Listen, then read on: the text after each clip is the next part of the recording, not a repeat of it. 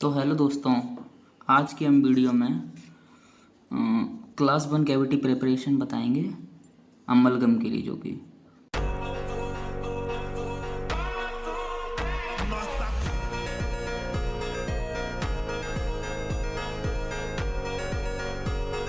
सबसे पहले हमने ले लिया है टाइफो और साथ में विलियम्स प्रोब।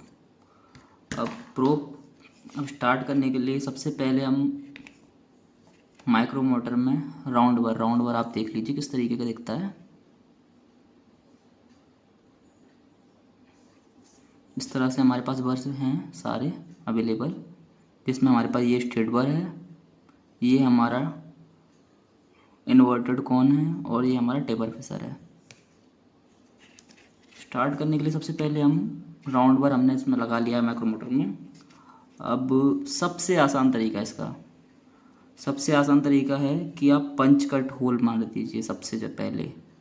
जैसे कि ये दिख रहा है आपको, ये जो पिट एंड फिशर हैं, जो डीप पार्ट है उस पर, ताकि ये एक लीनियर लाइन बन जाए हमारे पास। इससे हमें कैविटी बनाने में आसानी होगी। और कैविटी का थोड़ा थोड़ा रूल मैं आपको बता देता हूँ। जैसे कि जो सरफेस है, जो एकदम सेंट्रल पिट और फिशर वाली सरफेस है, इससे हमारा जो डेप्थ रहती है करीब 1.5 रहती है। और जो एक्सटर्नल वॉल की तरफ से है, जैसे कि जो हम क्रिएट करेंगे एक्सटर्नल प्रेप, वहाँ से हमारी करीब 2 mm रहती है। तो चलिए शुरू करते हैं। ये मैंने मॉडल चालू कर लिए।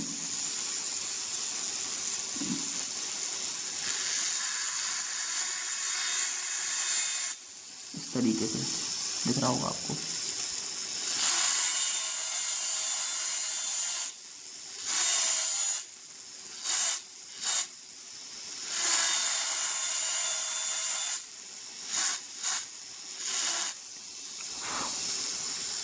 देख लीजिए इस तरीके से मैं होल को बना रहा हूँ इसमें।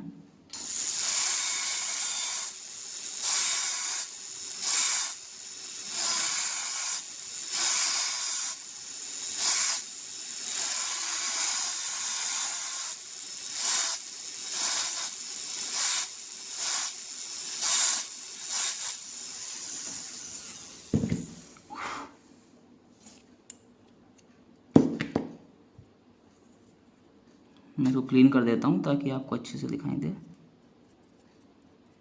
इस जगह पे आपको चिप ब्लोअर का यूज़ करना है इसको साफ़ करने के लिए, ताकि ये प्रॉपर आपको दिखता रहे। ये आपको दिख रहे होंगे। अब बस कुछ नहीं करना आपको, ये सीधा सीधा जो पिट एंड फेसर है इनको जॉइंट कर देनी है सारी लाइन को। ये मैं आज आपको क्लास 1 कैविटी दिखा रहा हूँ। उसके कुछ कुछ रूल हैं जो कि आप स्टैंडर्ड बुक में पढ़ सकते हो, तो काफ़ी आसान रहेगा आपके लिए। कुछ कुछ मैं बताता भी जाऊँगा।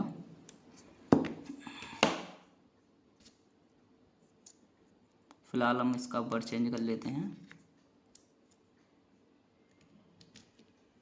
जैसे कि आप देख पा रहे हैं, मैंने अब इसमें स्ट्रेट बर ले लिया है।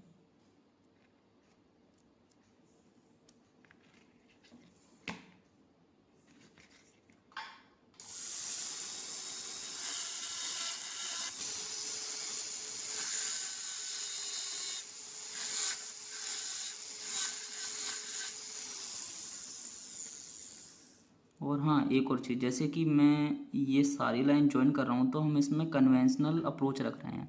जब हम कंजर्वेटिव अप्रोच रखेंगे तो हम कंजर्व करेंगे पार्ट को। जैसे कि कुछ पार्ट प्रिजर्व करेंगे, जो पार्ट हमारा डैमेज है, जिसमें हमारी कैरीज है, सिर्फ उसी पार्ट को रिमूव करेंगे।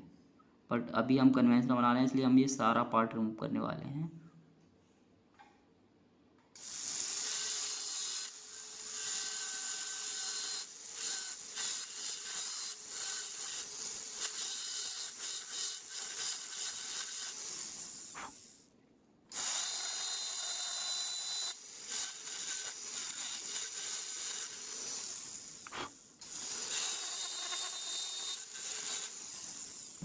इसमें सबसे ज़रूरी चीज़ है कि कस्प कस्प को प्रिजर्व करना है हमें, कस्प और रेजिस पार्ट। ये हमारा मैंडिबल है।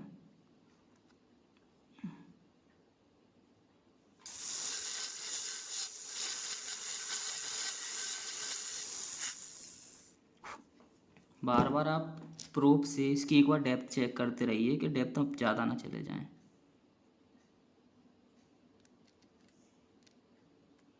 दिख रहा होगा आपको, इस तरीके से चेक करनी है आपको। मैं फटाफट से करके दिखाता हूँ पहले आपको, फिर मैं बाकी कुछ रूल्स और आगे की चीज़ें बताऊँगा।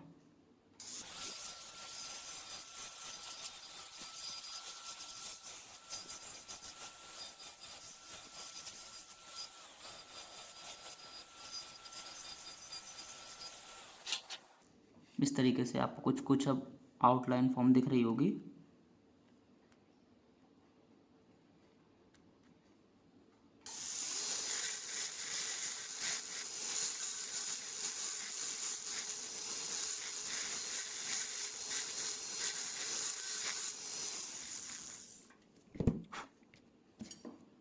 मैं आपको इसको क्लीन करके दिखा देता हूँ एक बार कॉटन से।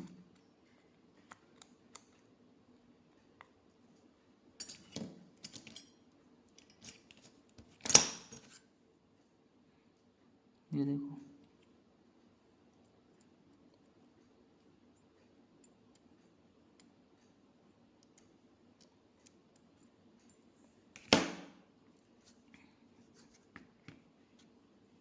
ये जो एंड की जो लास्ट पार्ट आपको दिख रहा होगा इस जगह पर प्रॉक्सिमल सरफेस के पास, मीजियली और डिस्टली, इसमें हम डफटेल पैटर्न यूज़ कर रहे हैं।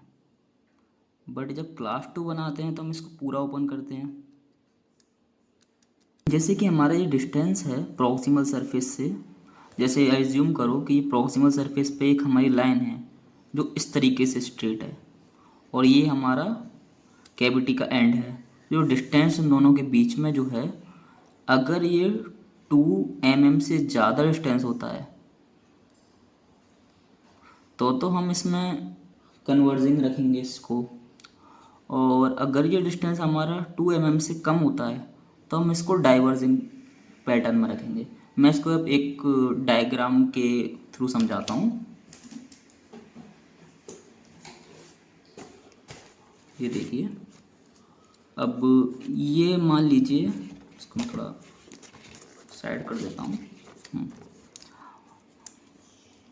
मान लीजिए कि ये हमारा पल्प पार्ट है, और इस तरीके से पल्प के ऊपर है हमारा डेंटिन, और डेंटिन के ऊपर है ये हमारा इनेमल।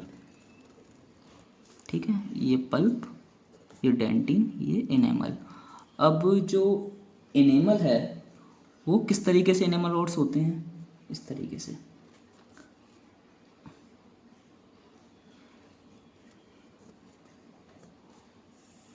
जिस तरीके से हम प्रॉक्सिमल सरफेस की तरफ जा रहे हैं, हमारे इनेमल रोड कुछ इस तरीके से होते जा रहे हैं।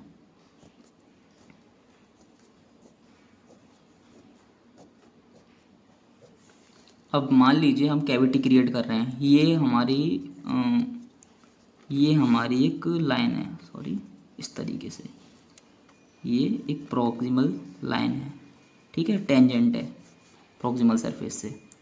अब कैविटी, ये कैविटी से हमारा डिस्टेंस है, मान लीजिए ये हमारी कैविटी है।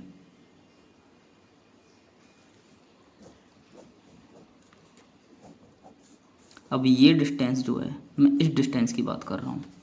अगर ये डिस्टेंस हमारा मोर देन 2 mm है, 2 mm, तब तो ये हमारी जो लाइन है, जो हमारी प्रेपरेशन है, वो या तो स्ट्रेट रहेगी या ये कुछ इस तरीके से रहेगी, इस तरीके से, इस तरीके से। इसका अप्रोच क्या है, अगर इसको मैं इस तरीके से नहीं करके, जैसे मानो ये है हमारा, अगर मैं इसको इस तरीके से नहीं करके कन्वर्जिंग कर दूंगा तो क्या होगा, इस चीज़ से हमारा जो ये पार्ट है, ये वाला एनेमल रॉड का, वो कुछ एक्स्ट्रा पार्ट डैमेज हो जाएगा। यहाँ से जो इसकी जो डेंटिन से पकड़ है वो थोड़ी सी कम हो जाएगी, स्ट्रेट नहीं होगी। और अगर ये डिस्टेंस हमारा इससे कम हो जाता है, लेस देन, यानी कि लगभग इतना हो जाता है,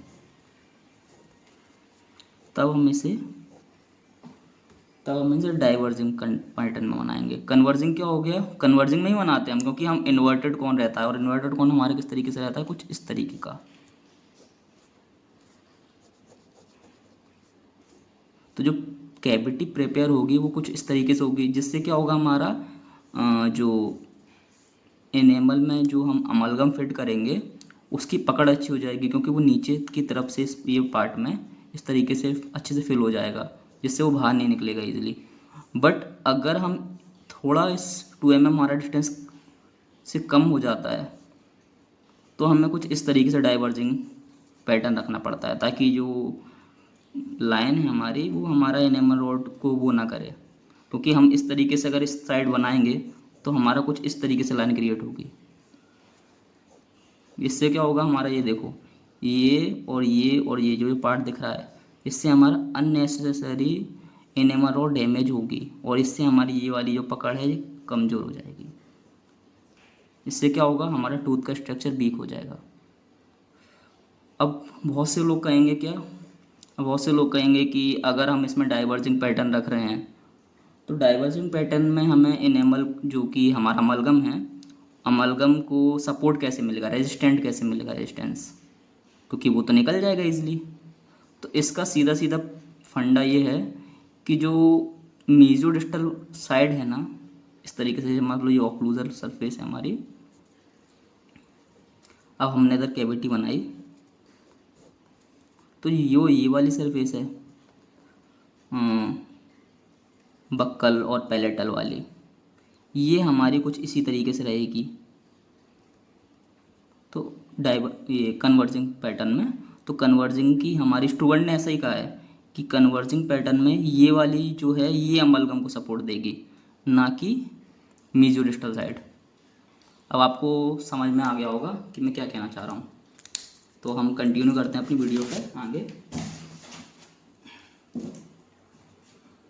हाँ, और एक और चीज़, जो डिस्टेंस है, जैसे मैंने आपको बताया कि मोलर्स में 2 mm का हमारा डिस्टेंस है, या तो उससे कम या तो उससे ज़्यादा, वैसे ही प्री मोलर में ये डिस्टेंस हमारा रहेगा 1.6।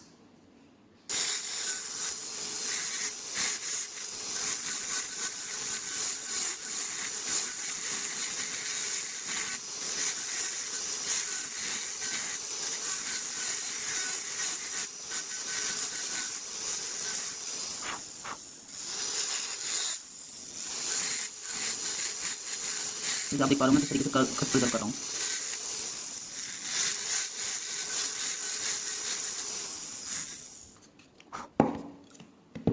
मैं इस पर इन्वर्टेड कोण लगा देता हूँ। इन्वर्टेड कोण जैसे हमारा ये दिख रहा है इस तरीके से। आपको शायद ठीक से नहीं दिख रहा होगा, बट आपको इतना तो पता ही होगा कि इन्वर्टेड कोण कौन सा है।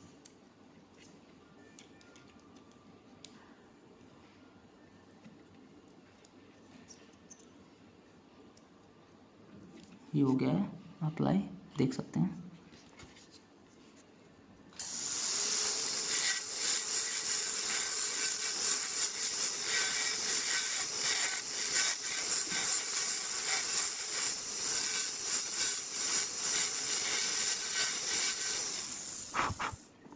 ये देखो, इन्वर्टेड कोण क्या करेगा, हमारा पल्पल फ्लोर को फ्लैट करेगा।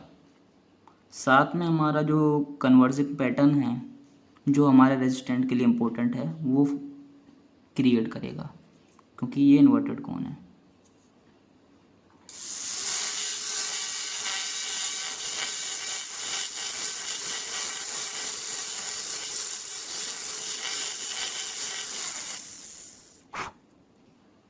देखो, आइडियल चीज़ें तो बहुत सारी होती हैं, बट कुछ चीज़ें होती हैं जो हमें कॉलेज लेवल पर या फिर क्लिनिकल लेवल पर फॉलो करनी पड़ती हैं, जो कि आइडियल नहीं होती हैं। जैसे कि सबसे पहली चीज़ तो जैसे हमने अभी आपको बताया कि 5 mm डिस्टेंस होता है सेंटर से, और साइड से 2 mm होता है, जो कि एक्सटर्नल वॉल्स है। जैसे कि ये हमारी जो क्रिएट हो रही है साइड वाली वॉल, ये हमारी एक्सटर्नल वॉल है, और जो सेंटर में है ये हमारी नॉर्मल ऑक्लूजल के जो डीप पार्ट है उससे है। तो अगर हम इसको 0.5 रखेंगे जैसे कि जो हमारा भी हो चुका है। तो क्या होगा, हम जैसे इसमें बेस अप्लाई करेंगे तो हमारा बेस के लिए बाद हमारे अमलगम के लिए जगह नहीं बचेगी। इसलिए हम कॉलेज लेवल पे हमें बेस लगा के दिखाना पड़ता है। पहले बेस की लेयर लगाते हैं एक, और उसके बाद बेस के बाद हम अमलगम फिल करते हैं। तो हमें इसको थोड़ा और डीप करना पड़ता है। अब मैं फटाफट से कैविटी क्रिएट कर देता हूँ।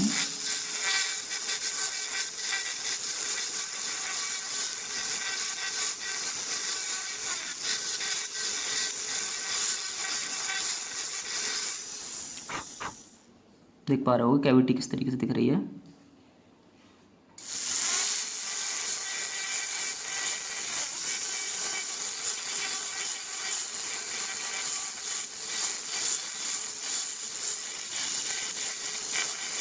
आपको बस कुछ नहीं करना, इस तरीके से सीधा सीधा लोअर कट को बढ़ाते जाना है एकदम हल्के हाथों से। अगर आप ज़्यादा प्रेशर लगाएंगे तो कैविटी जो है डीप हो जाएगी। इस जगह पे चिप ब्लोअर का यूज़ करें, मेरे पास अभी है नहीं इसलिए मैं यूज़ नहीं कर रहा हूँ। ये देखो कितनी स्मूथ दिख रही है कैविटी, पल पल फ्लोर हमारा।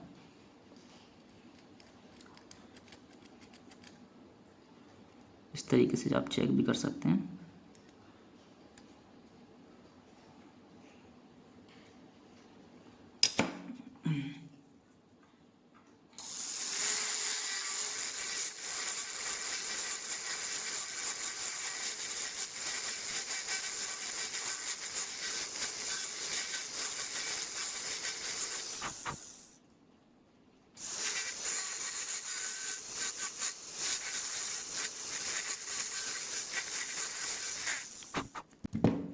ये देखो हमारी कैविटी कितनी बढ़िया लग रही है।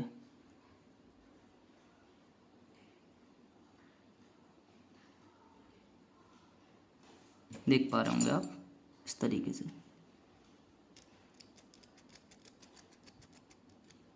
हमारा जो प्रोब है उसमें कितनी इजी तरीके से मूव हो रहा है।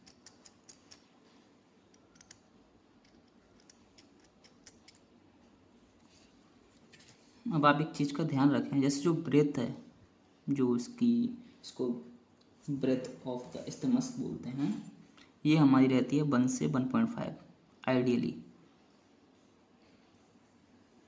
बट कुछ कॉलेज में आपको ये ज़्यादा ब्रॉड करवाते हैं और कुछ कॉलेज में आपको नैरो मतलब जो आइडियल रहती है। तो आप अपने अकॉर्डिंगली इसको पहले आप चेक करवाइए एक बार, उसके बाद आप अपने अकॉर्डिंगली करिए इसको कि आपको कितना ब्रेथ रखनी है इसकी। मैं इसको थोड़ा सा और कर देता हूँ वाइड, पहले थोड़ा सा डेप्थ कर दूँ मैं इसको पहले, क्योंकि मुझे आपको इसमें पहले बेस अप्लाई करके उसके बाद अमलगम फिलिंग करके भी बताना है।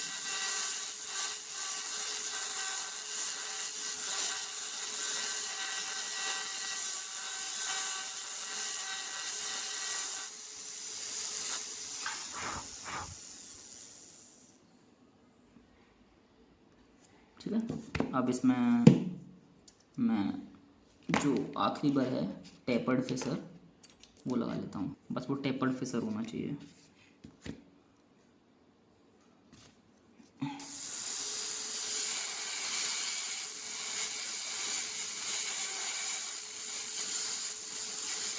ये क्या करेगा, हमारी जो सरफेस है जो एक्सटर्नल वॉल्स की उनको स्मूथ कर देगा। इसी के साथ हमारा थोड़ा सा वाइड भी हो जाएगा ये कैविटी।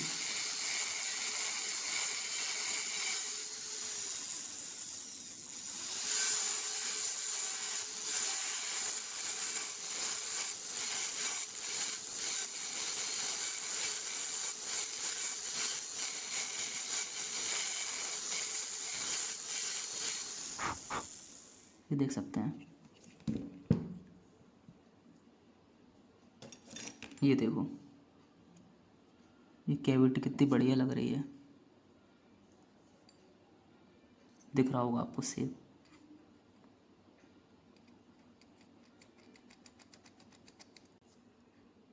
हाँ, तो अब मैं आपको एक चीज़ और बताना चाहता हूँ जो कि मैं डायग्राम के तरीके से ही बताऊँगा। डायग्राम के जरिए मान लो एक ऑक्लूजल सरफेस में क्रिएट कर देता हूँ। ये हमारी एक मोलर टूथ की सरफेस है। ये हो गया मान लो इसकी एनाटमी नॉर्मली, ठीक है। इतना आपको समझ में आ गया होगा। अब जैसे मैं मान लो इसमें कंजर्वेटिव अप्रोच रखना चाहता हूँ, मान लो हमारा ये पार्ट इन्फेक्टेड है और साथ में हमारा ये पार्ट इन्फेक्टेड है। मान लो ये मेरी कैविटी है, कैविटी क्रिएट कर रहा हूँ मैं, ये हमारा इन्फेक्टेड पार्ट है। अब इस तरीके से हम इसमें कंजर्वेटिव अप्रोच रखना चाह रहे हैं। ये देखो, इस तरीके से हमने कंजर्वेटिव अप्रोच रखा, हमने ये कैविटी क्रिएट करी एक प्रॉपर वे में और इसको एक प्रॉपर स्ट्रक्चर दिया। अब ये डिस्टेंस, जैसे ये इन दोनों के बीच का डिस्टेंस है, अब ये डिस्टेंस क्या है हमारा, अगर ये डिस्टेंस हमारा 0.5 से कम हो जाता है, जैसे कि ये डिस्टेंस बहुत ज़रा सा है हमारा, एकदम 0.5 से कम हो गया, तब क्या करना पड़ेगा हमें, तब हमें इस पार्ट को और इस पार्ट को जॉइंट करके एक सिंगल कंजर्वेटिव अप्रोच, कंजर्वेटिव नहीं सॉरी कन्वेंशनल कैविटी क्रिएट करनी पड़ेगी। अगर ये पार्ट हमारा 0.5 से ज़्यादा है तब हम इसको रिच को छोड़ सकते हैं, हम इतना पार्ट इसको बना सकते हैं, इसको इतना बना सकते हैं और दोनों की फिलिंग कर सकते हैं प्रॉपर तरीके से जो है। अब इसके अलावा मुझे कुछ, मैं आपको एक दो चीज़ें और बता देता हूँ।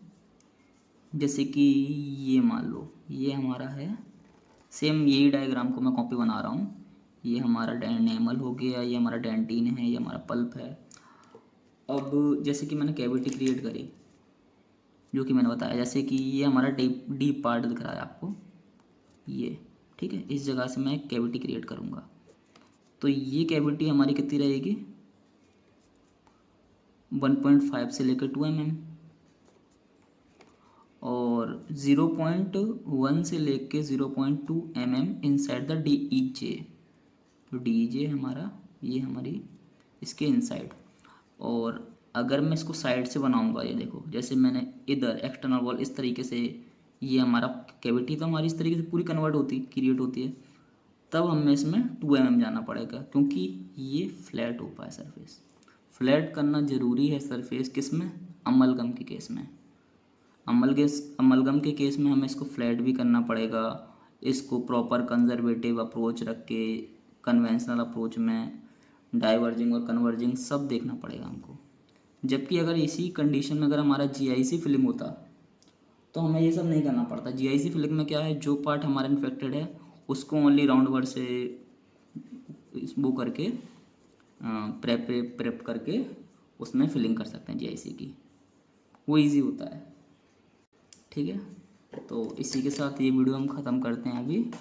ये हमारी कैविटी प्रेप हो गई है, इसी में आपको मैं अमलगम की फिलिंग करके बताऊंगा, हो सका तो मैं आपको बेस अप्लाई करके भी बताऊंगा, दोनों चीज़ें बताऊंगा। तो वीडियो बने रहें और मैं क्लास 2 कैविटी, इसके बाद क्लास 3, मतलब जो सब हो सकेगा मैं सब क्रिएट करके आपको बताऊँगा, ठीक है। तो चैनल पर बने रहें। और सॉरी यार वीडियो काफ़ी लेट हो गया है क्योंकि मुझे टाइम नहीं मिल पाया, पर अब मैं चैनल दोबारा से कंटिन्यू कर रहा हूँ, तो आपको सारी वीडियो टाइम टू टाइम मिलती रहेंगी।